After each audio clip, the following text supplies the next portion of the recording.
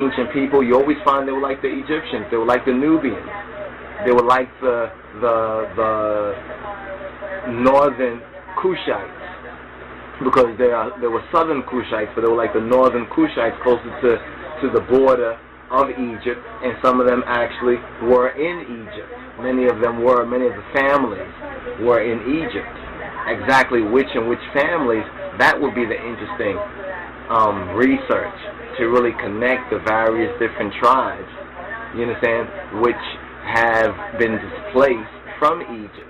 And that's one reason why when the foreigners, the Ferenjoch, the Afrangis, took over Egypt, they began to identify it as white.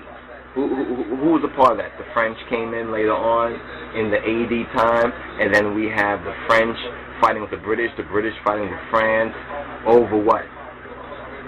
Over ancient Egypt, over Egypt.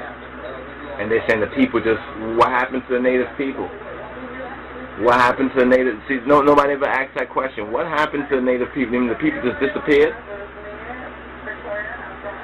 So Egypt has a very long and an interesting history, but the outermost land really is Egypt. Egypt is the outermost land. Egypt was taken from ancient outermost.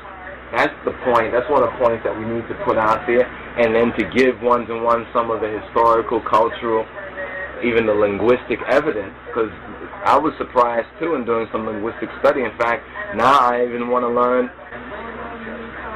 Oromifa. That's why I want to learn Oromifa, to get it right, how they say it.